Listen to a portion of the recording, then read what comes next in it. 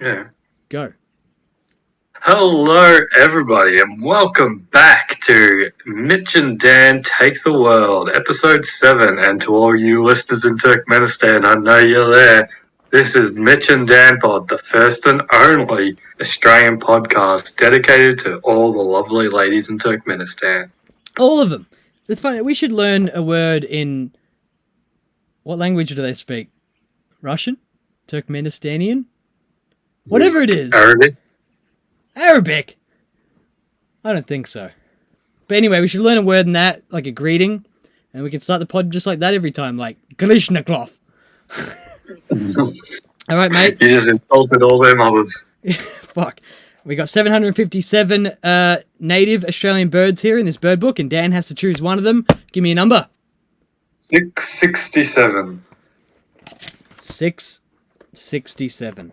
That's close to the devil's number. Did you know that? Mm-hmm. Here we go. You're an eastern spinebill. An eastern spinebill. You look like a honey eater. You got a big old nose and you're orange. Nice. That's for the listeners. That's for the listeners out there because they can't see the birds. You know that? When I'm holding it up showing you on the camera, they can't see. I did not know that. You didn't know that. It's a fun fact I learned. We're smashing the views, by the way, everyone, if everyone wants to know. Episode 1, nearly at 50 views. Wow. You know the last episode we released? 8 views. Come on, people. Come on. Get in there, share, like and subscribe, share with your friends. Send it to your mum, send it to your dad. They can learn a thing or two about native birds and what Daniel gave me for homework last week. What is Mitch's favorite Norse god? And I panic searched last night when I remembered to do it on Google, and I think I found it. I just went through all the names. I started off by the names, what made me giggle or what was a cool looking name, and then I saw next to him said the god of what, so I kind of like narrowed it down, and I found this guy, Hoenir, god of silence and sexual ecstasy. He had a lot more god of stuff, but I ran out of room on the paper. Can I just spell this so I can look him up, man? Hoenir. He also helped create humans with who's the big god that helped create humans in Norse? Ymir, maybe? Well, he was part of the duo that helped create humans. So, god of silence, so he doesn't fucking annoy everyone, he's just listening. God of sexual ecstasy, so you get with him, you're going to have a good time. And then he created us. Odin. Sorry, Odin. He helps create gods with Odin. Odin. There you go, and he's best mates with Odin. So, mate, there's my answer. Hoenir. He was a hostage of the Vanir. See, and to steal the truce between the Aesir and Vanir. And to the normal people out there, that means nothing. The Vanir, so there was 2 types of gods in Norse mythology. There was the Aesir and Vanir. Odin was an Aesir, like the king of the gods. Vanir were, like Odin's wife was a Vanir. Was Hoenir a Vanir? Hoenir was an Aesir. Oh, so he's a top dog. Who was a hostage, I think. He's set as a hostage. I read a couple of things, a couple of these gods were hostages, it seems like. Maybe. Well, how can a god be a hostage? Of other gods. I guess so. I guess there's a power level when you get into the god territory. Mate, I was really surprised midweek when you messaged me saying, I have a topic, and I asked, what? And you just said, I'll say it on the pod, so I had to write down, Dan has a topic. Are you ready with that topic, big dog? It's a very simple topic, and I think I know your answer already. Yes. Or blue. Blue! No. Who do you think would win in a fight? Freddie Jones or Shaggy? Oh, Freddie Jones is the... Fred. I think Freddie's his... Is it Freddie Jones from School of Rock? Possibly both. Maybe it's the same guy. Okay, Fred and Shaggy. Well, that's the thing, man. Fred is definitely hiding an athlete's body behind that sweater. But Shaggy probably doesn't feel much pain anymore, and he's got reach. Yeah. And you know how you can get that strange, strong, skinny people? Like, I bet Kyle could fucking rip our arms off if he wanted to deep down. And Alex has a brother who's quite skinny, but he's fucking strong. And I think Shaggy's the same. But deep down, Shaggy probably doesn't have much energy either, and Fred would pummel him. Yeah. I thought you were going to say Shaggy. Well, because I reckon Shaggy might be a bit ferocious. He would be scrappy, but then, man, look at him. At least Fred's brave. But Fred's also a bit of an idiot. Yeah, but deep down, aren't we all? That's true. And does Shaggy have a secret attack of Go Scooby? And Scooby just grabs onto Fred's neck? That's why Fred has that thing around his neck for protection. Is that what it's called? Cravat? Cravat thing, yeah. Mate, when are you going to start wearing one of them? I think 10 more years and you could start really pulling it off without getting your head kicked in. No thanks. No thanks to the head kicking in or to the cravat? Both. Well, one of them's going to happen eventually, mate. So, alright. Which fucking topic should I go to next? Oh, no, you know what? I'm going to go straight to an angry one.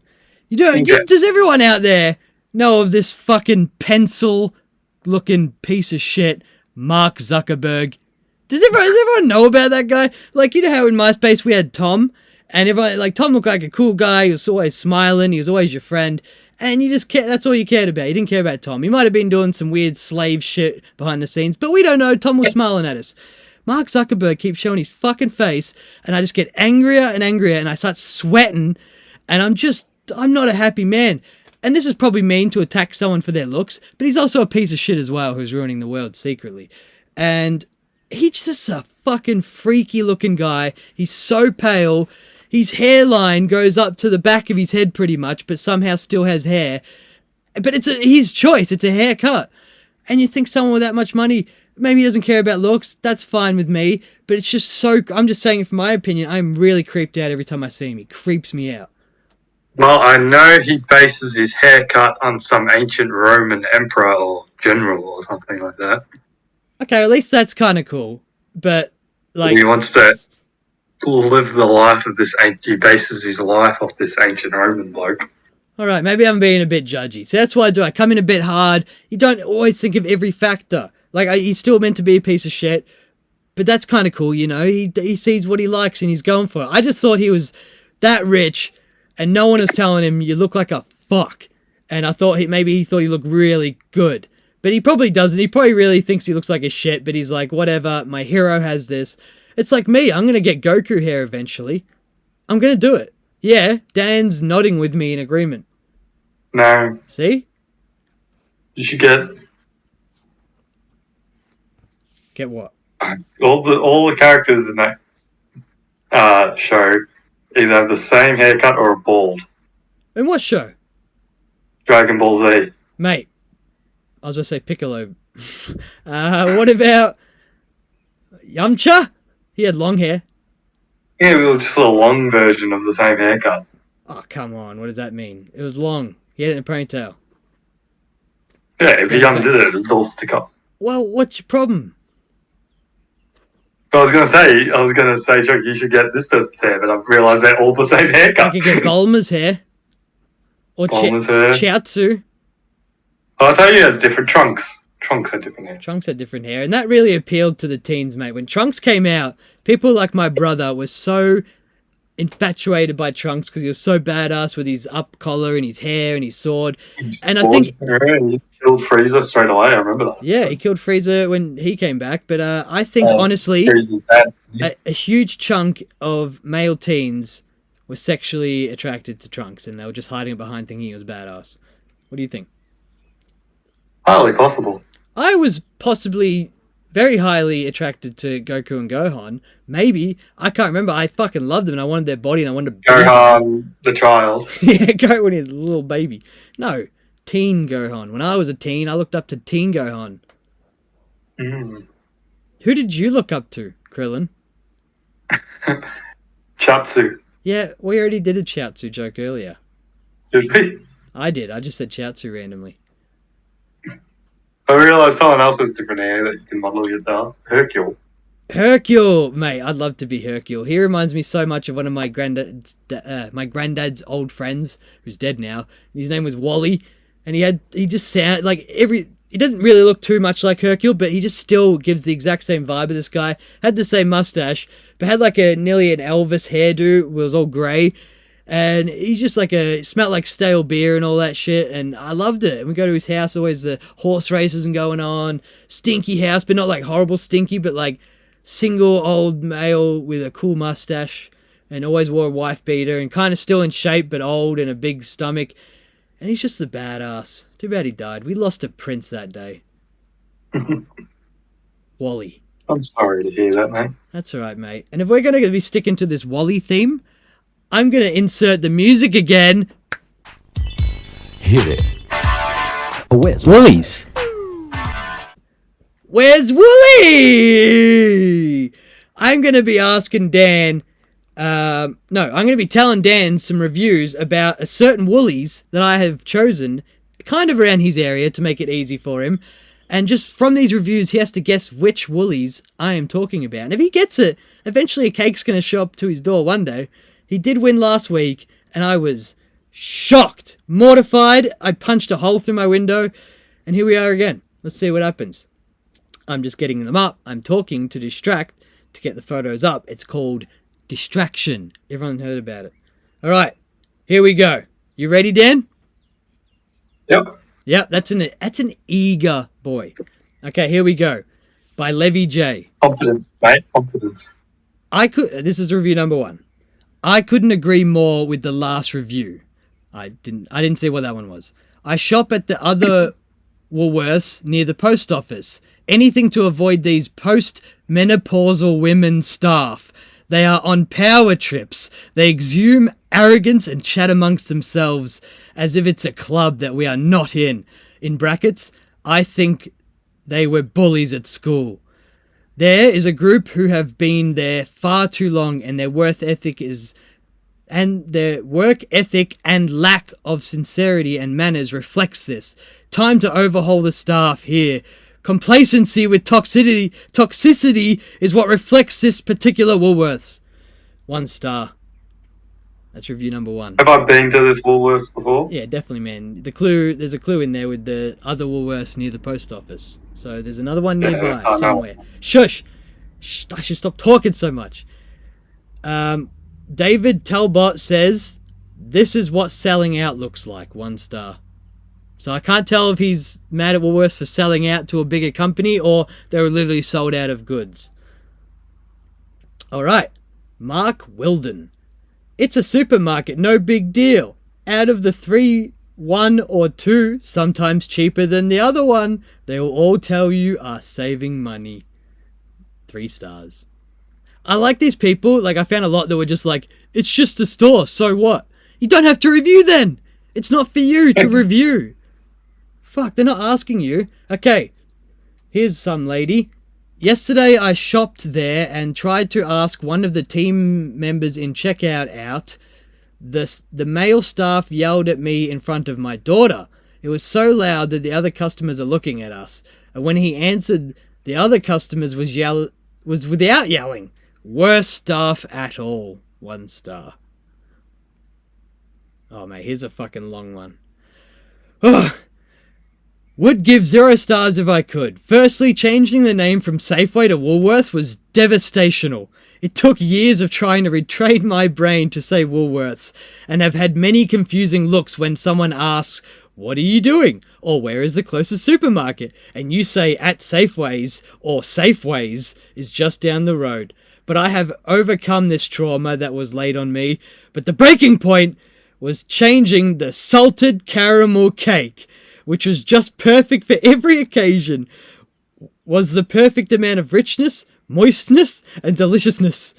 And they changed it to the chocolate and caramel cake, which Neanderthal would purchase this repulsive, nauseating slab of disgustingness. What is this with the extra 5 health rating? If I'm eating cake, do you think I give a damn about the health rating? I would sacrifice 0.5 of my health in order to devour delectable, mouthwater, toothsome slab of awesomeness again. I can work with not getting my beef oxo stock cubes. The name's changed, but the bloody cake, guys. Wow, that's passion. Okay. I got another one. They keep putting children's treats at the exit of the checkout. This creates a problem with kids as you have already completed your purchase. 2 stars. So she's never been to any other supermarket in the world. This one posted a picture of it. No, this one posted a picture of Coles and said, this place allows me to do the shop thing. 4 stars. 4 stars. Been shopping here since 1999. It's okay. Good Woolies store usually has a good amount of registers open. That's about as much as I got, mate. So you want to give this a guess? Is it Kringle? Ring! Ring! We're going to get a celebration. I don't know which one in Kringle. It's the one that's not near the post office. Mate, guess what? I went zoomed in on Kringle, hoping to find 2. Only 1 came up. I think there's only 1 now. Okay. So you did it. That's 2 in a row. There's a big fucking whopping lemon vanilla cake coming straight for your face. Yeah, hopefully it's not that cake that person was complaining about. Was he complaining about it? I feel like in the end he didn't really complain. He just kept saying how delicious it was. Mate, you asked me, and I got really fucking stuck all week on this. It was a big fucking question. You got me out of nowhere. I fucking was nearly having a panic attack.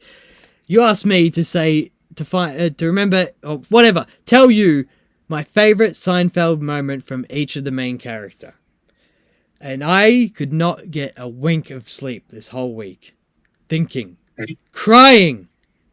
And I could only get one after all that.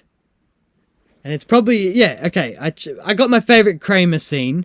And I think it's also my all-time favorite scene in the whole of Seinfeld. Possibly. It's hard to remember every single scene. Sometimes magic leaves your mind, you know. Some of the best scenes leaves your mind accidentally. But this is one of my favorites, definitely. Remember that part where Crazy Joe DeVola is talking to Kramer outside the opera? And he says, did you like the circus? And he's like, no, not really. The clowns scared me. And then he looks at him and goes, you still afraid of clowns? And Kramer's response where he just like kind of loses his soul as he goes, yeah. I love it. He's like, I don't know if he's holding in the fear, forgets that he's talking to a clown, or what. I just love that moment so much, and I think the way he delivered his yeah was perfect, because it's hard to read, but good on. He's so scared. Oh man, but you said you had some of your favorite moments, so I've got Elaine, Jerry, and Kramer moments. So my favorite Jerry moment is when he acts like Kramer. That is a good one. That is actually a good one. But I was gonna I thought of that and I was trying to think what's the best scene though in that. But then all I could think of was my favorite scene in that whole episode was Kramer eating chicken and rubbing his hands on Jerry's bed. Or maybe Mr. Marbles running around and Jerry's scared. That's supernatural. My favorite Kramer one is when he's not talking and he goes, what's that? That's Frank and Estelle finding out about George's man love for Jerry. That's pretty good. Yeah, and Elaine? And my favorite Elaine is when she gets bitten by the dog and she just starts drinking the water and can't swallow. What, when she got rabies is your favorite Elaine part? Does she have rabies or is just Kramer just saying she does? But there's foam coming out of her mouth. I think it's just because she kept gargling Well, that would make more sense because if you show any signs of rabies, aren't you like pretty much dead? I think so. No shot, bang. Not shot, bang. Woof woof. Woof woof. All right, mate. And yeah, I can't think of a George one though. There's too many. I can't think of my favorite. Yeah, I know. George is just like his whole. I was going to say arc. He doesn't have an arc. His whole story. It's him. He's just the best. But you know, there you go, mate. I have this really cool fact that I learned about deep divers. It's probably going to be a quickie, but I thought it was fucking insane. Do you know, like the deep divers that go real deep I saw this guy recently. He set a record. I don't know how deep. I should have remembered, but whatever. But I learned from reading some of the comments and stuff, people that were deep divers explaining what it's like to come back up. This guy he went down in like, I don't know, let's say a minute, 3 minutes, 5 minutes, whatever. Within like 10 minutes, he got to the lowest point.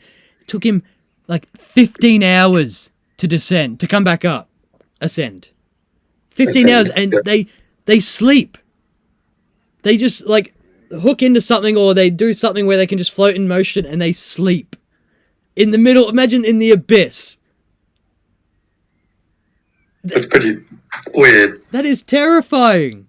But how do you sleep down there? How do you get comfortable? You're just gonna like. Apparently, it is. They say they just like float, and they like something's holding them in place, like a weight or something, or they're with other people. I don't know, man. But that sounds like terrified that something's gonna eat you. Yeah, but obviously they're very educated, so they probably know the chance of that is like crazy low. But also, imagine like just being out right now in the middle of the Pacific Ocean, having a fucking sleep, while we're like, I don't know, getting on with our fucking rat race, doing our rat-like things, and some guy right now, or girl, is just having a fucking sleep in the middle of the fucking abyss. That's amazing. Tell you what freaks me out in the ocean. Snakes? Are those sunfish. Wait, which ones are They're those? too big. What are they? Do they eat us? No, they're just huge. Oh, mate, everything out in the ocean freaks me out. My biggest fear, just for our audience to know, if they ever want to kidnap me and do this. Oh, fuck, I shouldn't have said that. But, take me out into the middle of the ocean, or Dan, into the middle of the ocean, fucking, I don't know, you put like a air mask on me, so I got like, I don't know, an hour of breathing or whatever it is, put weights on me, and just fucking in the middle of the night, drop me in the middle of the ocean. And let's say the pressure doesn't get to me. It definitely will, and eventually the pressure will just kill me. But let's say it doesn't, and I just keep going down. Oh, the things that touch you as you go down! What is it? It'll be all pitch black, so you wouldn't know what it is. Oh my god, man. It's the ugliest stuff as well as in the ocean. That is so scary. That is absolutely terrifying. I fucking hate it. I remember in school, like in primary school, we went to some place where they had like artificial rock pool things, so you had like starfish and that. Yeah. And you could pick them up, and just the feeling of it on your hand, like a starfish. And I kept on dropping it. Everyone was cracking. It's like, it feels weird. Did you try throwing them? No. Mate, the ocean, it's not meant for here. I mean, it's meant for Earth, but it's not meant for here. Us. Not meant for us. Dan and I, you know what? We didn't tell everyone. If you're some stupid cunt like Joe Rogan and thinks we actually have been trapped, I guess. We've been in lockdown. But, you know, we've been cool about it, all right? We've been cool. Majority of us have been cool. We've had some fucking tantrum-throwing little babies. Protecting everyone. Yeah, because we don't want people to die. So we just, you know, sacrificed a year or two. It doesn't matter. And, but we got to see our friends today. We're open. And I got to see Dan, and we went to the beach with our friends. And we were in the ocean. And we kept stepping on little jellyfish things that are really gross. So, yeah. I didn't have a story for that. I just want everyone to know that we met up. Dan and I are actually friends in RL too, not just virtual friends. Huh? We did meet on Tinder. Yeah, we met on Tinder before Tinder was a thing. Mm. Should we get deeper into how we met for the audience? Yeah, you start. Yeah, mate, I'll start. You just sit there looking at your phone still. But yeah, we met at a place called... No, wait, we met at Drama or Noodle Hub? Drama. Outside school drama class. We met there. Didn't really like him that much, but yeah, you helped me get a job. Did you just say? Yeah.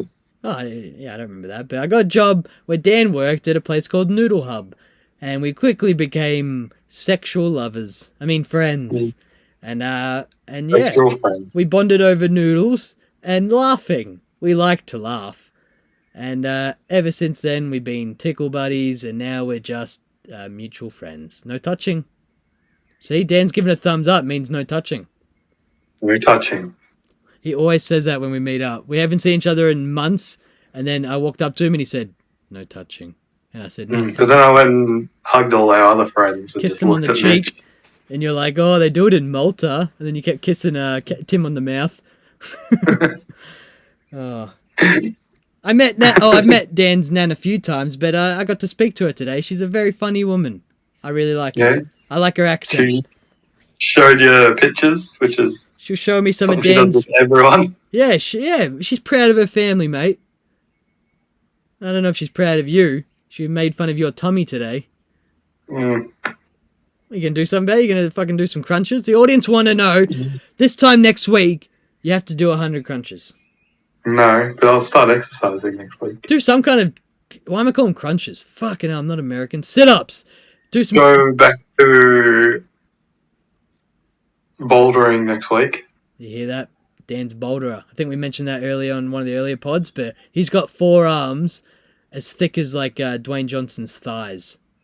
That'd be disgusting. But he's the rest of his arms are just, I don't know, average size, but he's 4 arms. But his hands are just average size too. So it doesn't make sense, but here we are. Popeye has that.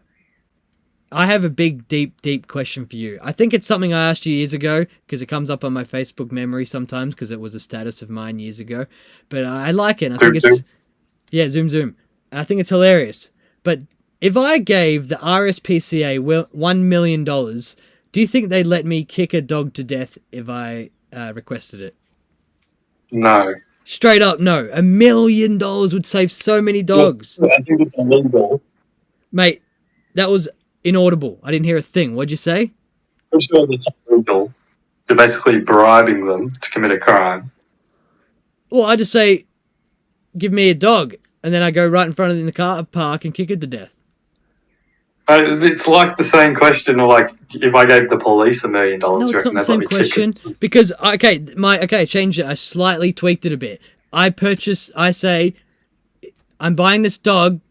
Here's $1 million, and then I go out into the car park and like I just say, look the other way. They're not breaking the law because my dog. They don't have to call the police, do they? When they see someone kicking a dog, it's not that Good Samaritan law or anything. You don't have to call the police. They're not breaking a law. Then. Do you agree? If you told them to look away and they look away, then they'll break the law. Well, what if I just impress them with my nice generosity and niceness and they look out the window and see me kicking a dog and they're like, oh, but he's just so nice. Well, that's different. Well, then, you didn't give them $1 million? Yeah, I still give them $1 million. Okay, so I guess they would be breaking the law if they just let me kick a dog. But I think I could find a dodgy RSPCA office out there. They'll let me kick a dog right in front of them. Yeah, I'm sure they exist. Okay. I reckon you probably do it for Peter as well. Peter would probably pay you to. Yeah, they'd fucking pay me. Just for like an advert on YouTube. Look what people are doing. And they actually get me to kill a dog. Yeah. Mate. And they're blaming... You work in one of those shelters where they kill dogs. And they're blaming TikTok. It's the new craze. Kick your family dog to death. Hashtag kick dog. Kick dog. Hey guys, I'm just at my family Christmas party, and there's my dog Noodles over there, and just runs up and fucking kick dog, kick dog, and everyone in the family kick dog. Everyone fucking loves kick dog. Even the grandma is fucking twerking. This is a cool. She gets in the back. Mate, this is another cool fact, or no, not a fact, a little article I read the other day, but for some reason when I wrote it on the pad, I summed it up in a really fucking bad way, but I'm just gonna say it as I remember it. Cave scientists, whatever their names are, they've been exploring this certain cave for a few years, going deeper and deeper each time they visit again, and they set up camps, and then they can go deeper and then deeper, and then this time round, they're like, let's go real deep. So they went in, I'm not sure, couple kilometers, 1 kilometer, fucking deep. You know, it's hard, how hard it is to get a kilometer through a cave. It's fucking hard. So they get there. No one's been there before, they think. It's unexplored, as far as they know. Mm-hmm. And when they get as far as they go in with all their equipment and all that hard work to get that far, they find a dead tourist. Explain. I can't explain it because I don't know where it is. I can't remember, but I think it's somewhere near Russia, I think, because I think they mentioned the tourist they found was Russian. Oh, he's not. No, because then he's a tourist. I don't know then. Whatever. The tourist they found was Russian, and he died of hypothermia, and they think he just fucking tried to explore the cave by himself with a fucking flash torch or something. Went in like a kilometer deep. That took these cave explorers quite a while to, like, you know, I guess they're like doing scientific shit along the way. But they take their time, and they got all that equipment to help him, and he just went in, and he did it. And he got stuck and died. He found so many secrets. How terrifying would that be to be those scientists, though? And he's wearing, like, a Hawaiian shirt tucked into his shorts, big old camera around his neck. And he's just walking through the cave going, ooh, neat! Takes a photo. Ooh, neat! Maybe that was the only way he could see. He just keeps holding the flash down. Destroying everything. How weird would it be, though, if on the last photo, it was just an image of someone else? Oh, don't, mate. We've already talked about the abyss. And, mate, did I tell you when we were in Mexico, we went to these things called the cenotes, and they're kind of like these freshwater, like crevice, like just these massive, like, tunnels and holes in the ground that all kind of connect up underground, and they got this really amazing blue water. And there was one of them we went to, and it was like, you go down the stairs, it looked like Indiana Jones, you're entering this cave, and there's all these stalagmites and stalactites and whatever. And you get in there, and it's like a cave where in Australia, they'd be like, don't touch anything, no camera, no nothing, just walk around and leave. There, they're like, fucking swim, mate. Go for a fucking swim. So you get naked. No, you don't get naked. I don't get naked. And you just go for a fucking swim, and you can touch everything. You can take a photo of everything. You fucking rub a fucking stalactite right off. Take one home, maybe. Just swim in the water that's meant to be, it's all ancient and shit. And this cave entrance, mate, it's like, in this arid land, it kind of looks like Australia. It's kind of just like burnt looking land, brown, grey. But there's this really cool old tree just in the middle of this scrub. And in the roots, the hole opened up, and you like go under the root of the tree, and it opens up into this cave. It's something out of fucking Harry Potter or Lord of the Rings. It's cool. Wow. And we got there on a horse. Underwater. Yeah. Seahorses. But no, it was a horse pulling a cart on like an old railway track. Cool, man. Yeah, thanks, man. I just wanted to show. Oh, did you find any tourists in there? Dead ones? Find scientists, and they just look at you like, what are you doing here? Hello, can you hold my towel? Nah, man. Didn't find anything like that, but it was pretty cool. It was fun. Weird. It's just a weird country to travel, in my opinion. There's a weird stuff happened quite a lot. Felt very unwelcomed. I felt.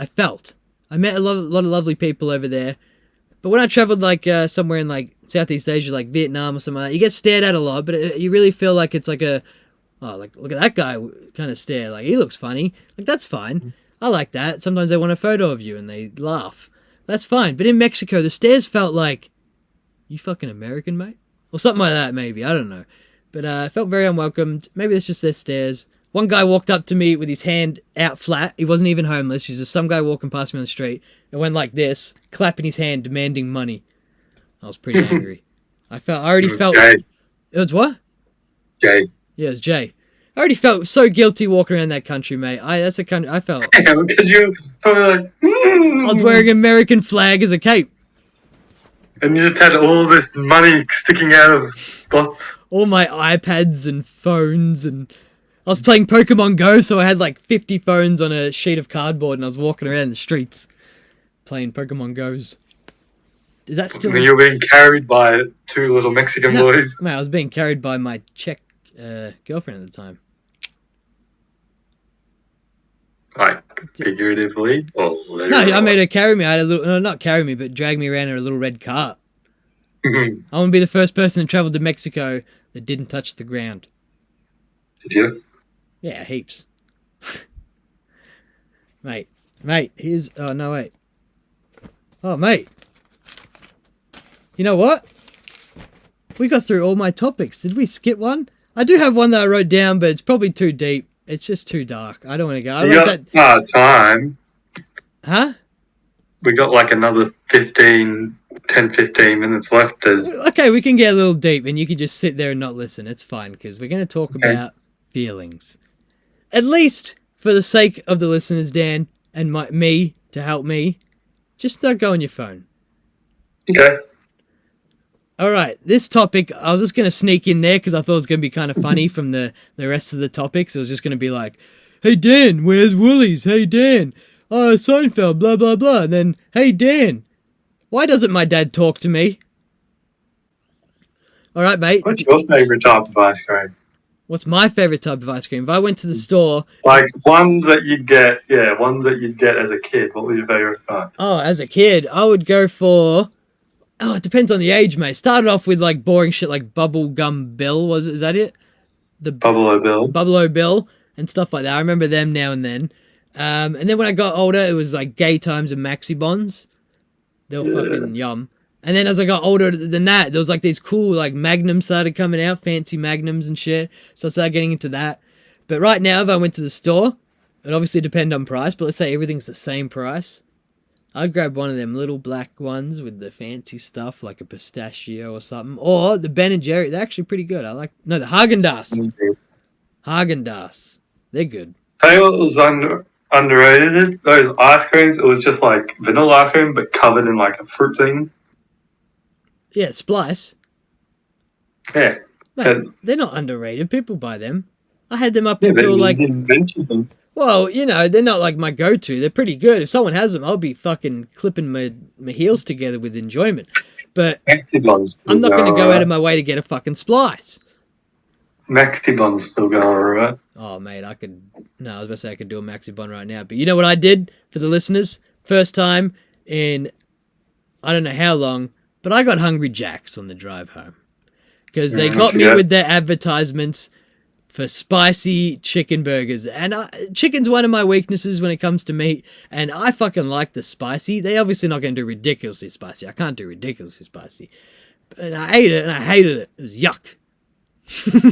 I'm sorry. That's alright. But I had KFC last night and it went down alright. Yeah, but KFC's fucking cancer.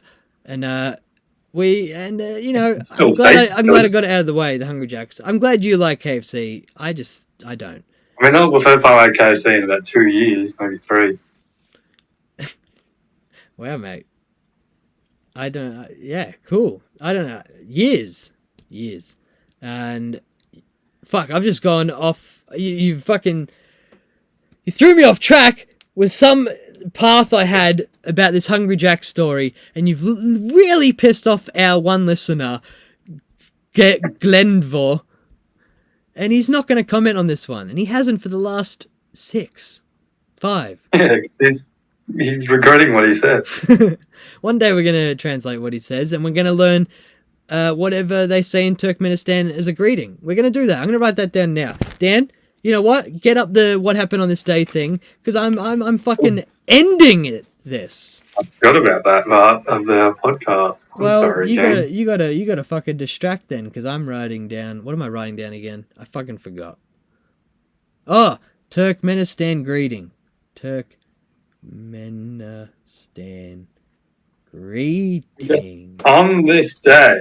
All right, what day is it? 2nd of November. Fuck, it's gone quick. Okay.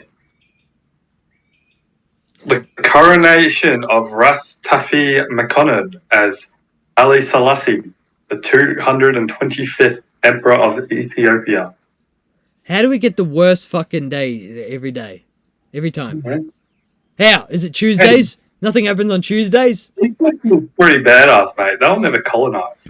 You know what happened on this day, mate? I think I broke one of my toes when we were playing Frisbee. That's a shame. No, I don't know if I broke it, but it fucking hurts. So that's more interesting than some guy getting his head lobbed off in Ethiopia. No, he became emperor. Yeah. Oh, man, like Emperor's New Groove? Yeah, pretty much, but in Ethiopia. Oh, that sounds pretty funky. King Alfonso IV of Aragon is crowned. Mate, are you on the Tolkien wiki? No. Wow, there wasn't really an Aragon? All right, mate. Just give us one more, and I'll beatbox this on the way out, and you fucking you end the pod by freestyling. I know we said that for the last one, but I'll beatbox this time, and you freestyle. Go. Give us the last one. Here you go. Last one. Beryl McBurney, Trinidadian dancer, Born in Port of Spain in Trinidad. There you go, fellas. Trinidad. In 1915. Whoa, that's like years ago. All right. This is the end of pod number 7. I'm going to beatbox. Dan's going to freestyle us out.